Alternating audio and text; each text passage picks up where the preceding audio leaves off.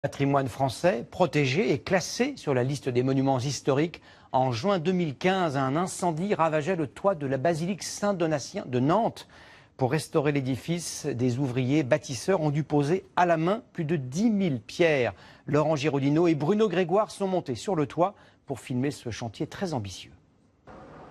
Seule la façade restait intacte quand le temps s'est arrêté le 15 juin 2015, jour de l'incendie de la toiture de la basilique Saint-Donatien. Tous les Nantais s'en souviennent, la charpente calcinée, réduite à plusieurs tonnes de bois brûlé, entassés sur les plafonds. Presque 2 ans après, on a remplacé les voûtes fragilisées en utilisant un savoir-faire ancien. On trouve en fait les techniques ancestrales, on fait comme à l'époque, quoi. On ne construit plus d'églises de nos jours.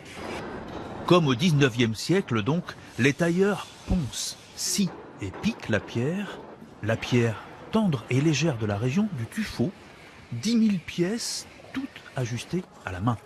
C'est un gigantesque Lego dont les morceaux sont tous différents. Donc c'est un Lego unique. Un mortier de sable et de chaux arrosé d'eau soude le tuffeau. Mais ce dont l'architecte du patrimoine est encore plus fier, c'est d'un chef-d'œuvre de bois à 25 mètres de hauteur, toute une charpente éphémère, un soutien posé sur les voûtes juste le temps de leur reconstruction. Véritable forêt des bois qui servent à soutenir l'ensemble des voûtes et servent à permettre la construction.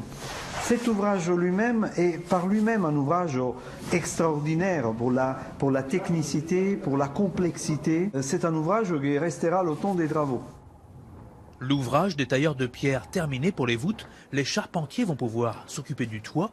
Seules quelques poutres d'origine ont échappé au sinistre.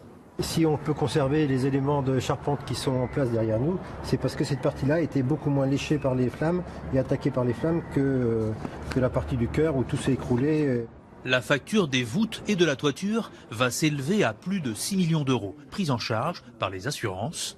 Les Nantais devraient pouvoir retrouver leur basilique en 2020.